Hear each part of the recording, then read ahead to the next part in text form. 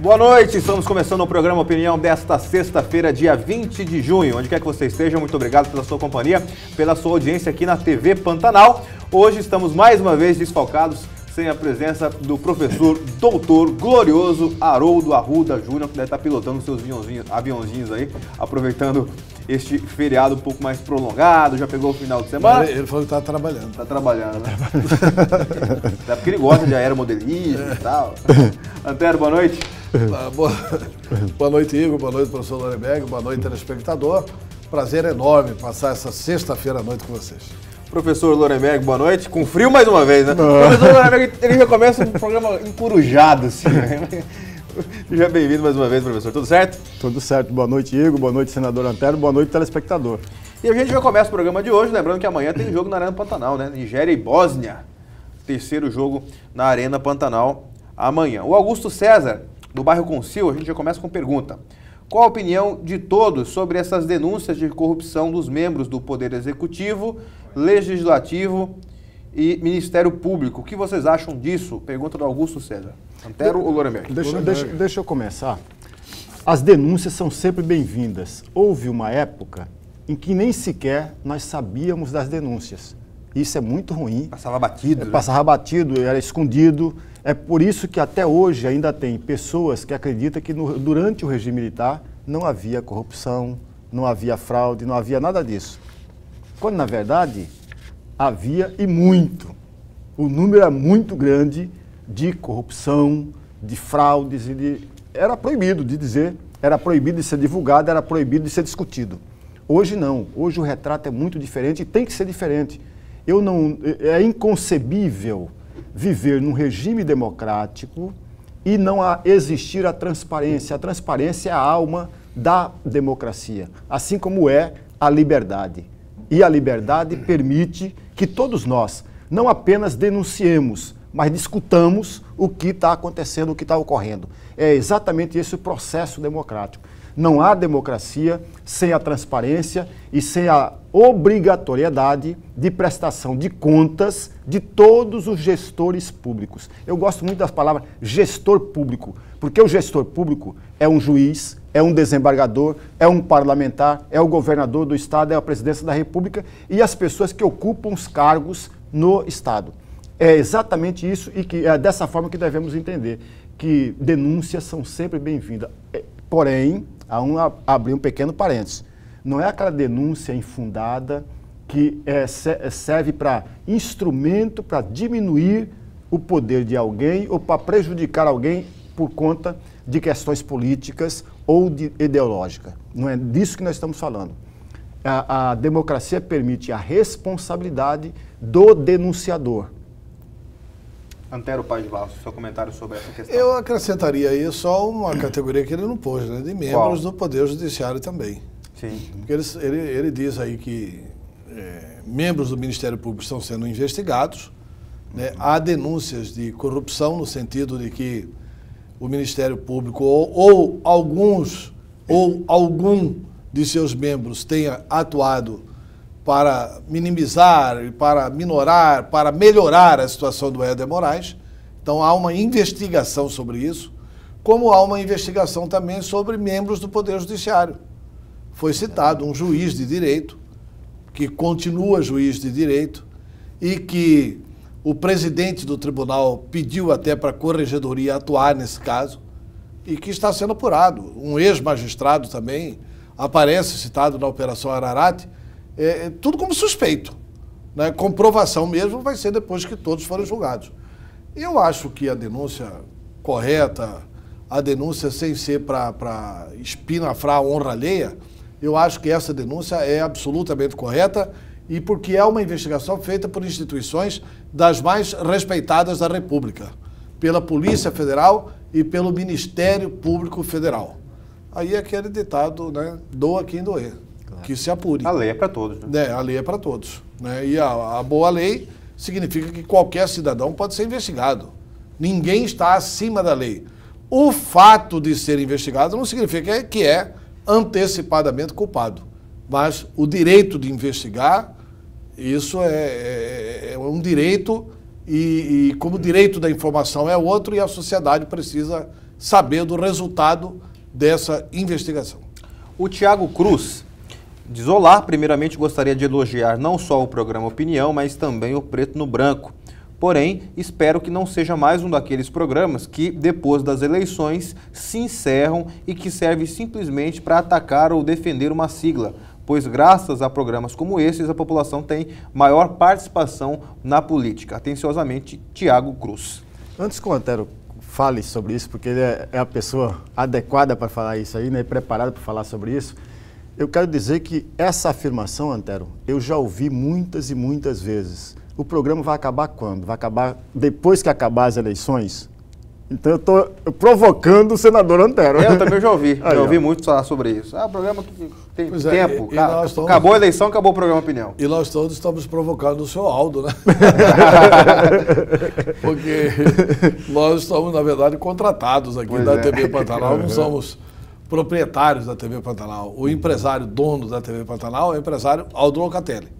Ele quem nos convidou, inclusive, para participar do Departamento de Jornalismo, coordenar o Departamento de Jornalismo com a presença de todos vocês. E nós estamos fazendo isso confiantes realmente nessa visão moderna do empresário, e porque o senhor Aldo tinha uma preocupação quando nos convidou. Eu falei: senhor Aldo, qual que é o limite que a gente pode ter na programação? Ele falou: o limite é a verdade. A única recomendação que o senhor Aldo Locatelli fez quando nos contratou foi o seguinte: pode falar de todo mundo, desde que a pessoa que foi acusada tenha também o direito de expressar a sua opinião sobre aquele fato do qual ela está sendo acusada. Quer dizer, o jornalismo... É o que todo jornalista quer, né? É o que todo jornalista quer, ouvindo os dois lados. Então, eu confio muito no senhor Aldo Locatelli e acho que o programa vai ser por muito tempo, né?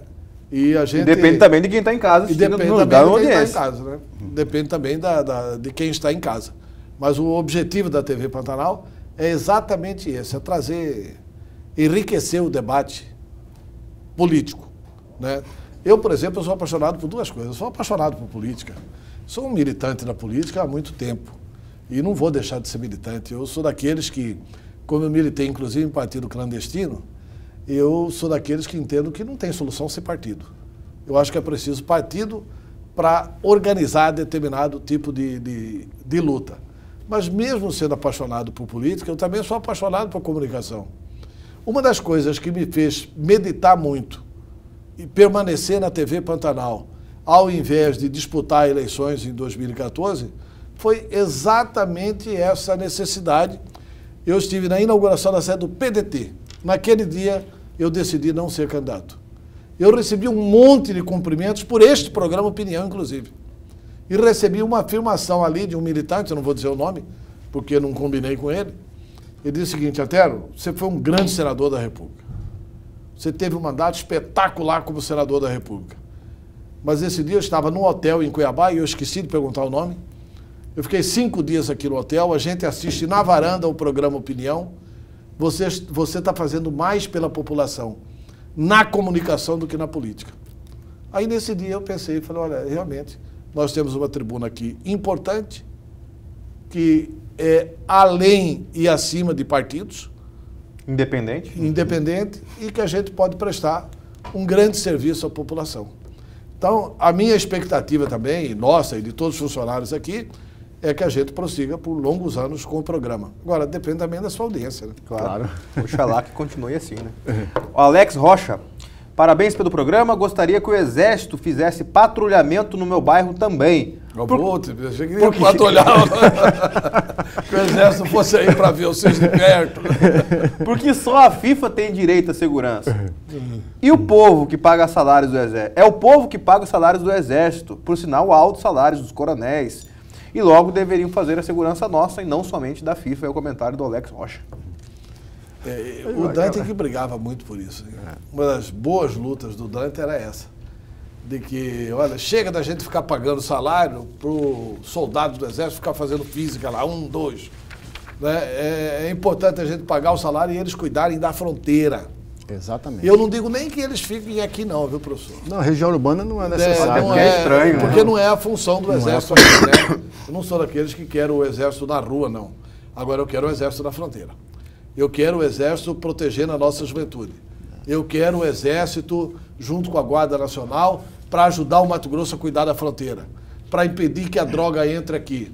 Não pensa você que está nos assistindo que a droga não entra na sua casa. Não, entra sim. Ela está com a namorada do seu filho, está com o namorado da sua filha, está com o seu vizinho. A questão da droga está ramificada na sociedade. Nem vê, né? E ela entra por onde? Por nossa fronteira seca inteiramente desprotegida. Pode ver como na época da Copa vai cair a entrada de drogas por aí. E vai diminuir a criminalidade. Pode prestar atenção nas estatísticas. Por que não ter isso como política pública de segurança? Não uma política pública de segurança do governador. Não haverá governador de Mato Grosso que consiga proteger a fronteira. Tem que envolver a União. A União tem que ajudar nessa proteção à fronteira e com isso melhora a segurança aqui dentro. E uma rediscussão com as Forças Armadas. Eu sempre digo, Igor, na Constituição tem muita coisa belíssima, mas tem muita coisa antiga, mas tão antiga. Por exemplo? Os artigos que tratam sobre as Forças Armadas. Colocam as Forças Armadas como está acima do próprio Estado. Ele está a serviço do Estado, não está acima do Estado. Portanto, tem que ser rediscutida o papel das Forças Armadas. Eu quero perguntar isso para o Antero, porque foi deputado constituinte. Naquela época, que era um período de transição política, Antero, isso que o professor Nuremberg citou, era um momento histórico onde, por essa transição, evitou-se deixar muito exército nas ruas? O que aconteceu lá em 1988? É preciso entender o que é o processo constituinte, né? Uhum. O processo constituinte é um processo que desconstituía o processo anterior. Exato. E o processo anterior era o quê? Era o da não democracia. A Constituinte foi fundamental para a redemocratização do Brasil. Sem dúvida. Foi a Constituinte que estabeleceu a eleição presidencial de 89. A Constituinte promulgada em 88, ela restabeleceu a eleição presidencial de 89. O povo voltou a ter o direito de eleger. Então era absolutamente natural que os constituintes de 88 não tivessem essa fobia de querer o Exército. Quanto menos o Exército, melhor. Então, por isso que está lá, olha, o Exército para cuidar do Estado. Beleza. Porque a presença do Exército, que é uma instituição respeitada, mas ela era uma... Naquele momento histórico, naquele momento histórico não era conveniente. Uhum. Não era conveniente os democratas ficarem defendendo a questão do Exército brasileiro.